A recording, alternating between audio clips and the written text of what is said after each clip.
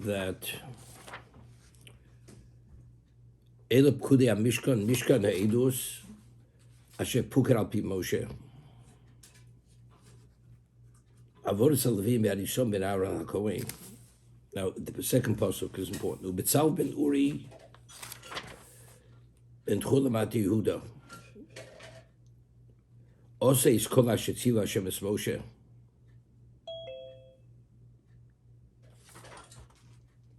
Betzalel ben Uri ben Chor Lamat Yehuda. Ose is kol Hashetziva Hashem es Moshe. He did all that Hashem had commanded Moshe.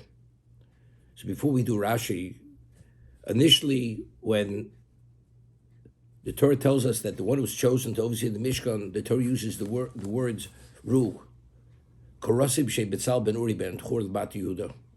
The question is, who was going to oversee the building of the Mishkan? So over there, the Torah tells us, Ru, you should understand, it was Betzal ben Uri ben Chor Lamat Yehuda. Because as we mentioned, the Jews had a question, why was he chosen? Why was he the most qualified? So the Torah used the term Ru, that because the qualification to be able to oversee the Mishkan, you have to be endowed with the knowledge, the understanding of how the world came about, the conjugation of the letters of the Aleph Beis, that the spirituality of those letters brought about existence. That was Ru'u. You see with absolute clarity that he's the one. But we discussed the Midrash, why when the Torah identifies Betzalel, is his pedigree traced back to the third generation. It would be enough to say Ru'u, Betzal ben Uri. Why does it say ben Chor Lamat Yehuda?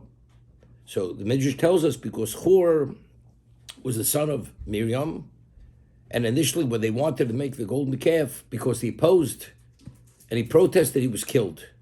So in the merit of his giving his life for Kiddush Hashem, sanctifying God's name, although Betzalel was only 13 years old at the time, so this special commendation was given to Betzalel. That was the reward which was given to Betzalel, not because of his father, but because of his grandfather. That's why the Torah traces the pedigree all the way back to Chor, which is an additional generation. That's what we had said. But factually speaking, whenever Betzalel is mentioned, over here it's no longer Ru. The Torah tells us it was Puker Al Pi Moshe. And it's Betzalel ben Uri ben Chor Lamat Yehuda Ose is kol Hashetziva Hashem es Moshe. He had done all that Hashem had commanded Moshe. Betzalel. He's given that level of clarity because he's ben Uri ben Chor Lamat Yehuda. I mean, factually speaking, he was already identified as Betzalel. Correct? He was Betzalel, ben Uri ben Chor Lamat Yehuda. So we already established him why he was the most qualified. But now that we're speaking about who actually oversaw the Mishkan, why do we continuously identify him by the third generation? It would be enough to say over here, Ubetzal ben Uri, Lamat Yehuda Ose is kol Hashetziva Hashem es Moshe. That would be enough to say it. Okay?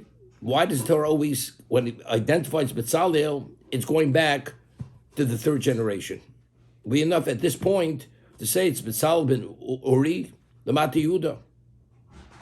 So I think what the Torah wants to say, that not for a moment, a person who's deserving that special recognition because he did something special, the Torah wants to tell us why exactly was the Mishkan given over to Betzalel, that he had that level of ability to be able to infuse the Mishkan with all the levels of understanding of creation. It's not enough for it to tell us once. Every time we speak about why is Betzalel special, it's not because he's the son of his father. It's again, we're tracing his pedigree back to the additional generation, going back to Chor, who is the son of Miriam. Just mention that. But over here, Rashi cites the Gemara in Brochos.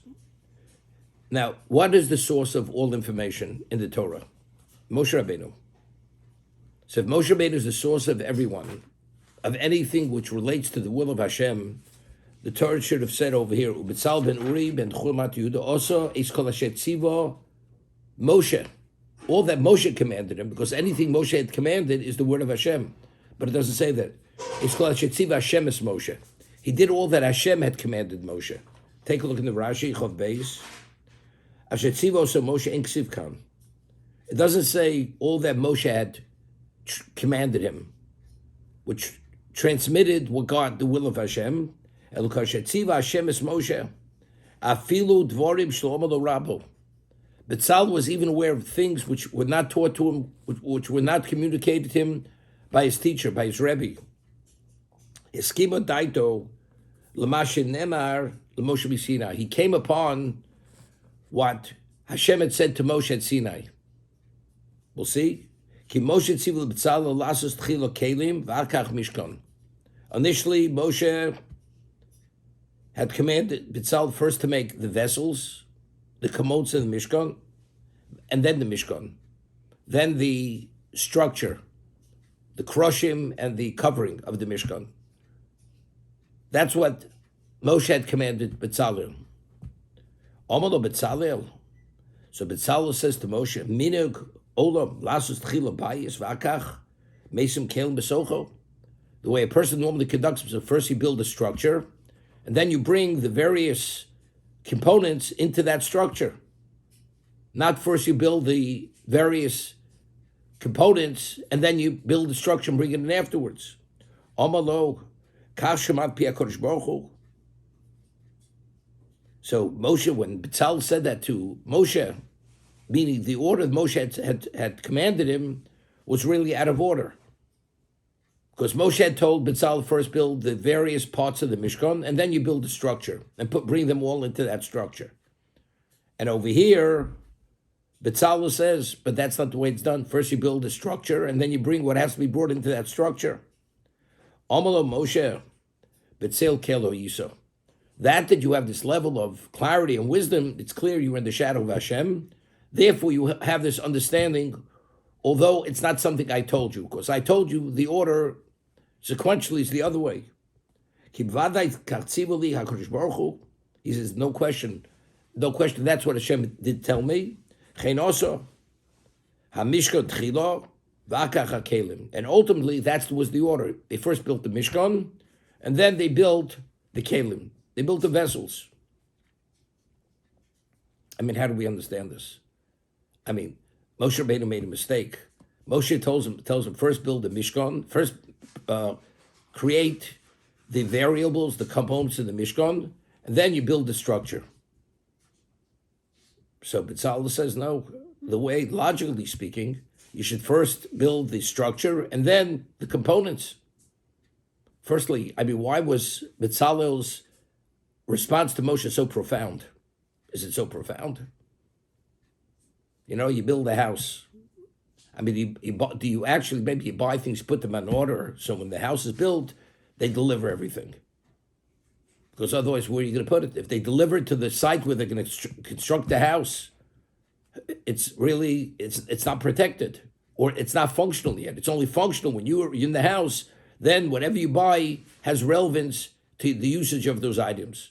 But before it functions, you build the location, and then you bring all the various components. I mean, what is even the consideration? Moshe Rabbeinu had said it the other way around.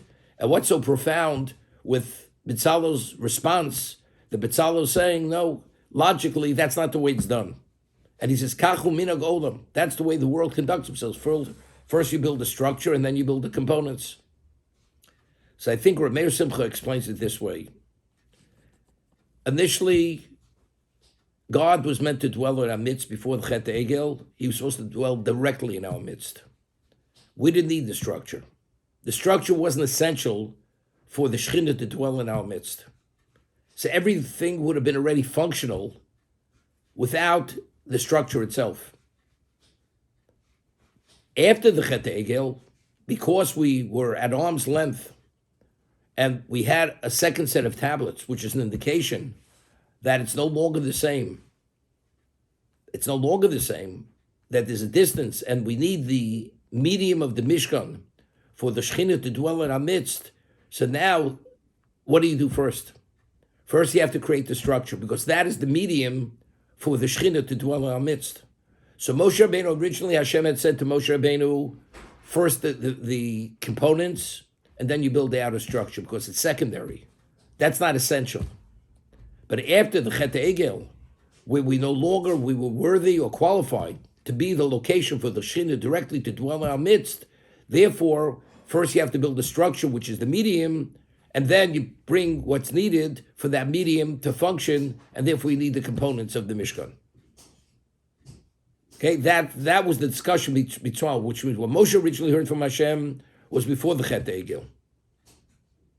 Afterwards, because Hashem says, Asli Migdash Shechanti B'Socham, now there's a medium. The medium is the outer structure, and therefore now the order is the Mishkan, and then the various vessels that go into the Mishkan.